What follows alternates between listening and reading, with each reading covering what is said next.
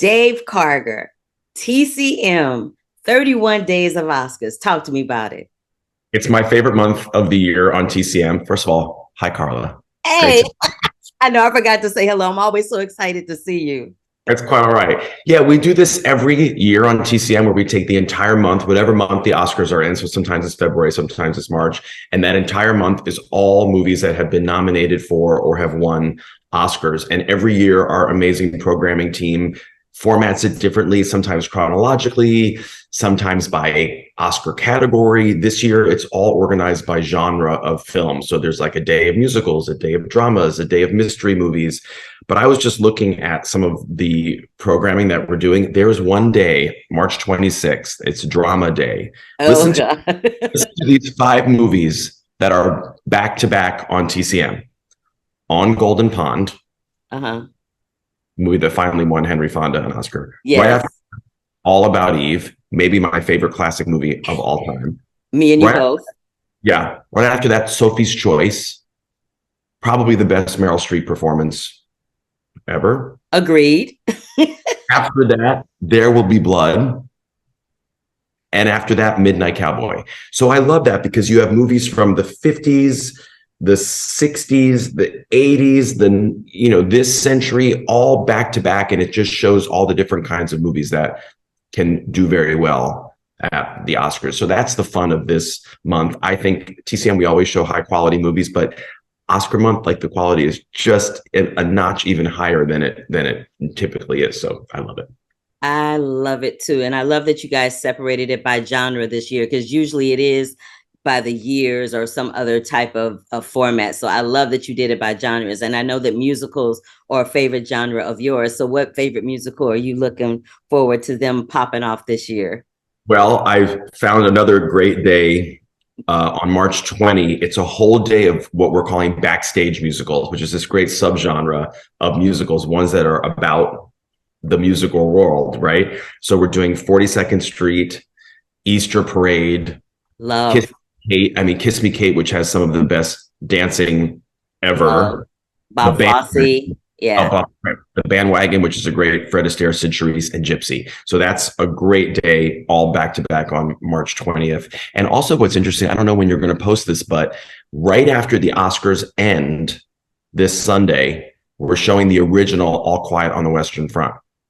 Oh, nice. From 1930, which won Best Picture. It did. And the new All Quiet on the Western Front is definitely going to win multiple Oscars. So for people who are interested, who like the new Netflix one, they can watch the old one. And I think that's at 1:30 they can set their DVR. It's at 1:30 in the morning, right after the Oscars. That's Eastern time, and it's 10:30 at night on Sunday night on the West Coast. But that I think would be really cool to kind of compare the two versions of this great story, the great book. You better work out those time zone situations, because I'm like, what? Sometimes we see the same thing and sometimes we're a little different. So let's start with Best Picture.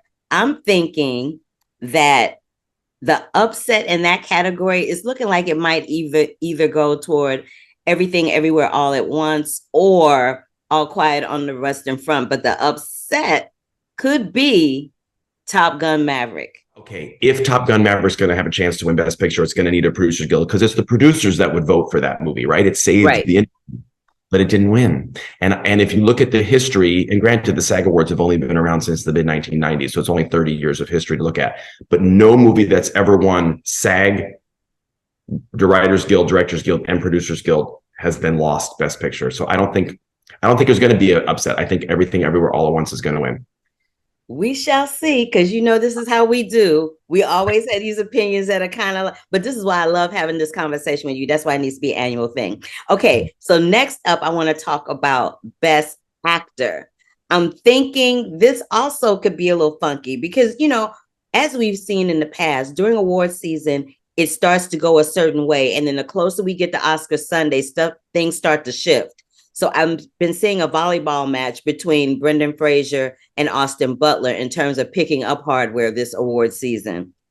Mm-hmm. I'm thinking it might be one of the two of them, but are you thinking something a little bit different or along those same lines? I do think actor is more of a race between Brendan Fraser, who won the SAG Award, and Austin Butler, who won the BAFTA. maybe because I'm not the biggest fan of The Whale, if I'm just going to be very honest with you. Maybe I'm predicting Austin Butler just because I really want him to win, although my vote would be Colin Farrell. But there's a lot of support for Brendan Fraser. People really seem to like that performance. I'm still predicting Austin Butler, but I don't feel very confident about it.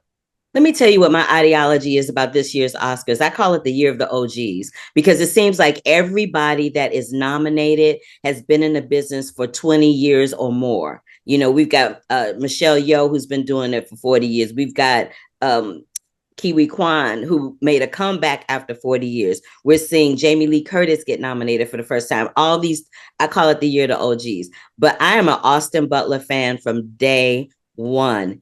Day one, and nothing would bring me more joy than to see him walk away with that Oscar statue that on Oscar Sunday.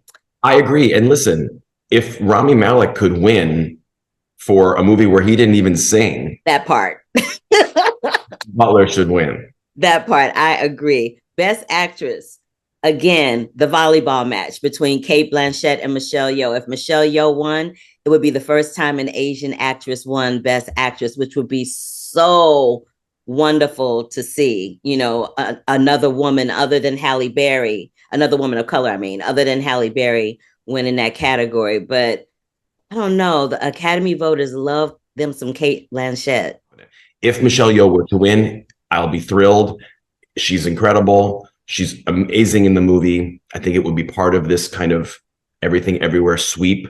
But yeah, I mean, I'm kind of predicting Cate Blanchett, and that would be my vote too. Okay. Now, Best Supporting Actor and Actress. I have some really interesting theories about this. So, Best Supporting Actor, it's looking like it might be Ke Huy Quan's time. But I will point out, as I do every year with this Best Supporting Actor category, we have seen upsets in this category. And my favorite go-to is the year that everybody thought Sylvester Stallone was going to win for Creed, and it ended up being Mark Rylance. Yep. Right? So any Oscar night, anything can happen. Sylvester Stallone literally won every award leading up to Oscar night and then lost. And Best Supporting Actress, it was looking for a minute like it was going to be Angela Bassett. And now that's starting to shift into maybe it might be Jamie Lee Curtis, but the upset in that category could be Stephanie Hsu with Everything Everywhere All at Once, because that film actually does not work without her character. But you're right. Nobody was talking about Mark Rylance for a win. But like who else could win? I don't think Brendan Gleeson, Barry Keoghan. I think unlike Everything Everywhere, I think most people who like that movie are going to vote for Jamie Lee Curtis, not Stephanie Hsu. Not because anything against Stephanie Hsu's performance, but because Jamie Lee Curtis has the history and all that. Whereas people who like Banshees of Inisherin are going to be pretty evenly divided between Brendan Gleeson and Barry Keoghan. So I think that's one of the reasons why Ke Huy Quan is probably going to win.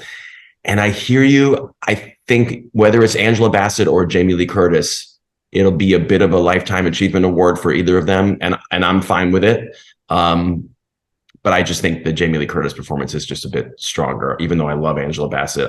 I don't know. It's still superhero to me. It didn't feel like an Oscar-winning performance to me. She feels like an Oscar-winning actress to me, just not for this performance.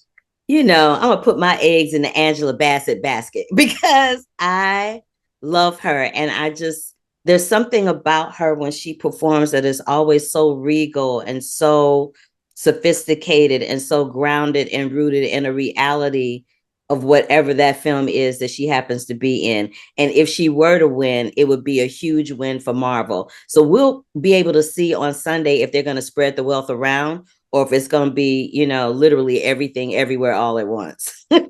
Now, what's interesting, if Michelle Yeoh, Ke Huy Quan, and either Jamie Lee Curtis or Stephanie Hsu win, it would only be the third time ever that a movie has won 3 acting Oscars. Only Streetcar Named Desire and Network have ever done that. So to put this movie, which premiered this Oscar weekend last year and had this very improbable ride and run, if that movie is able to enter into the Oscar history of those 2 rarefied movies, it would be unbelievable. It would be friggin' amazing is what it would be. You know, I can't let you go without talking about one of the other shows that you host at TCM around musicals. And side note and FYI, but not really, I have been in a lot of musicals on Broadway. So if you need a sister to come and talk about a musical that you highlighting, it's probably one that I've been in that I would love to come and talk about. Okay, good to know.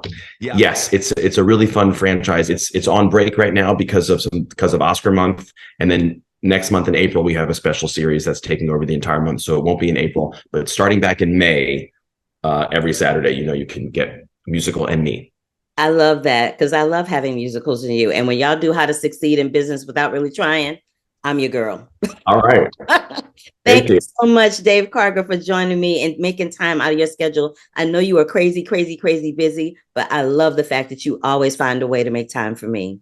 It's great to see you anytime. All right. Bye, baby. Bye.